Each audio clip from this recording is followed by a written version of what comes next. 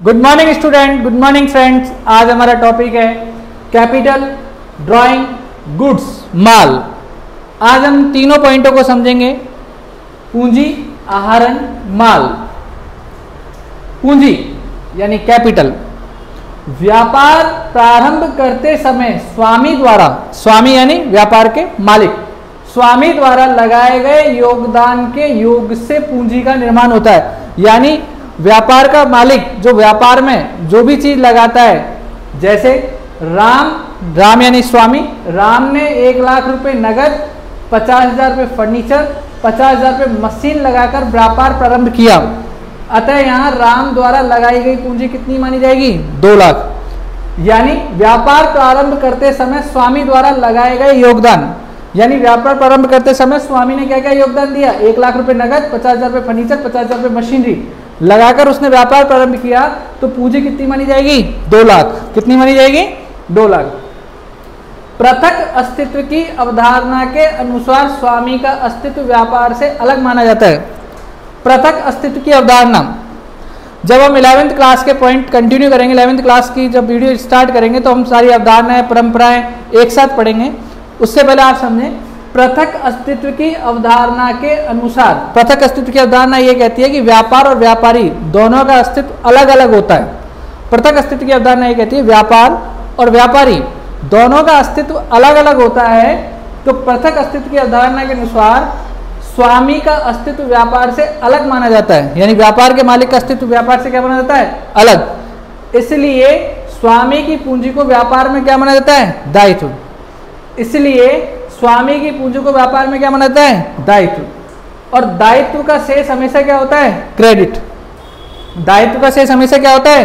Credit. दायित्व का शेष हमेशा क्या होता है? क्रेडिट। और पूंजी खाता व्यक्तिगत प्रकृति का खाता है। और पूंजी खाता कौन सी प्रकृति का खाता है? व्यक्तिगत प्रकृति का। समझ में आया? कैपिटल अकाउंट का मतलब पूंजी खाते का। व्यापार प्रारंभ करते समय स्वामी द्वारा लगाए गए योगदान के योग से किसका निर्माण होता है? पूंजी का। जैसे राम ने 1,00,000 रुपए नगद, 50,000 रुपए फर्नीचर, 50,000 रुपए मशीन लगाकर व्यापार प्रारंभ किया। अतः यहाँ राम द्वारा लगाई गई पूंजी कितनी बोली जाएगी? 2,00,000। पृथक अस्तित्व की अवधारणा के अनुसार स्वामी का अस्तित्व क्या माना जाता है? व्यापार से बिल्कुल अलग। और व्यापार से व्यापारी का अस्तित्व अलग होता है। तो व्यापारी जो व्यापार में पैसा लगाता है वो उसके लिए क्या माना जाता है? दायित्व। और दायित्व हमेशा क्या होते हैं? क्रेडिट से। सर ये समझ में नहीं आया कि व्यापार और व्यापारी अलग अलग कैसे होते हैं। देखो, व्यापारी जो व्यापार में पैसा लगाता है वो व्यापार के लिए एक तरीके से दायित्व होता है, क्योंकि जब भी व्यापारी उस व्यापार को छोड़कर जाता है तो वो अपनी पूंजी निकालना चाहता है। समझ में आया?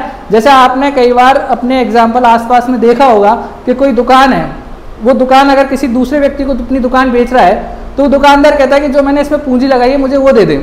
यानी सिंपल सी बात है कि उस दुकान मालिक और दुकान यानी उस व्यापार और व्यापारी का अस्तित्व क्या है? अलग अलग। क्योंकि व्यापारी जब भी उस व्यापार को छोड़ेगा तो वो व्यापार से अपनी पूंजी निकाल के ले जाएगा।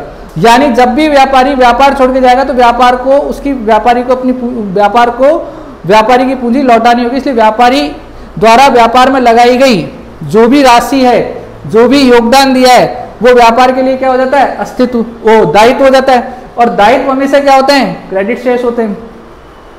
और पूंजी खाता कौन सी प्रकृति का खाता हो जाता है? व्यक्तिगत खाता। कौन सी प्रकृति का खाता है? व्यक्तिगत खाता। समझ में आया? अगर पूंजी का शेष बढ़ता है तो क्रेडिट शेष बढ़ेगा, क्योंकि पूंजी कौन से शेष की होती है? क्रेडिट शेष की। क्योंकि दायित्व क्या होते हैं? क्रेडिट शेष। और पूंजी क्या है? दायित्व। और इसीलिए पूंजी खाता कौन सा शेष होता है? अगर मैं पूछूं कैपिटल अकाउंट का नेचर, तो व्यक्तिगत प्रकृति का खाता। अगर मैं पूछूं कैपिटल का बैलेंस डेबिट या क्रेडिट, तो कैपिटल का बैलेंस क्या होगा? हमेशा क्रेडिट। किस भी आप पे? पृथक अस्तित्व की अवधारणा के व्यापक पृथक अस्तित्व की अवधारणा क्या कहती है? व्यापारी और व्यापार दोनों क्या है? अलग अलग है। पृथक अस्तित्व का अवधारणा समझ में आया? अब बात करते हैं हम आहरण। यह व्यक्तिगत प्रकृति का खाता है, यह भी व्यक्तिगत प्रकृति का खाता है।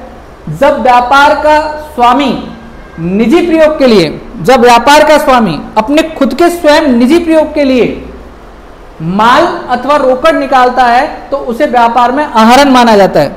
जब व्यापार का स्वामी अपने निजी उपयोग के लिए, किसके लिए? स्वयं के निजी उपयोग के लिए व्यापार से माल या कैश रोकड़ निकालता है तो उसे क्या माना जाता है? ड्राइंग, आहरण माना जाता है। जब व्यापारी व्यापार में पूंजी लगाता है तो क्रेडिट शेष बढ़ता है, और जब व्यापारी व्यापार से पैसा या माल निकालेगा तो डेबिट शेष, क्योंकि उसका विपरीत होगा। क्या होगा? विपरीत। क्या होगा? विपरीत।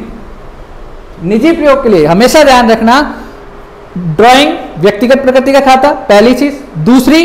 दूसरी चीज, व्यापारी जब व्यापार से अपने निजी उपयोग के लिए माल अथवा रोकड़ निकाले, निजी उपयोग के लिए माल अथवा रोकड़ निकाले, तो उसे हम क्या कहेंगे? ड्राइंग। क्या कहेंगे? ड्राइंग। ड्राइंग का बैलेंस क्या हो जाएगा? डेबिट। और पूंजी खाते का बैलेंस क्या हो जाएगा? क्रेडिट, क्योंकि ये लायबिलिटीज है। और जब पूंजी कम होती है तो उसका विपरीत होता है। ड्राइंग से पूंजी कम होगी ना, जब उसने अपने जो व्यापारी व्यापार से जो पैसा निकालेगा निजी उपयोग के लिए, तो उसकी पूंजी में से कम कर देंगे। क्लियर? यहां तक पॉइंट क्लियर हुए? अब बात करते हैं माल। माल किसे कहते हैं? गुड्स। जिस वस्तु का व्यापार किया जाता है उसे हम माल कहते हैं। क्या कहते हैं हम? माल। हम जिस वस्तु का व्यापार करते हैं उसे हम माल कहते हैं। आप देखो, सपोज करो किसी दुकान पे जाओ, बोला अंकल नई ड्रेस दिखाओ, तो वो कहता है बेटा अभी नया माल नहीं आया, नया माल आने दो तब दिखाएंगे। आप शूज की शॉप पे जाएं, बोला अंकल एक शूज दिखाओ नया सा, बोला नया माल आने दो तब दिखाएंगे। यानी एक माल वर्ड बार बार बोलते हैं। तो सिंपल सी बात है कि जिस वस्तु का व्यापार किया जाता है उस वस्तु को व्यापारी क्या बोलता है? माल। उसका कभी नाम नहीं लेता। जो उसका खरीदार होता है वो उसको नाम से पुकारता है, लेकिन जिस वस्तु का व्यापार किया जाता है उसे क्या कहा जाता है? माल कहा जाता है। क्या कहा जाता है? माल। समझ में आया? जिस वस्तु का व्यापार किया जाता है उसे क्या कहते हैं? माल। क्या कहते हैं? माल। डन? समझ में आया? तीनों पॉइंट समझ में आए? Capital, drawing, goods.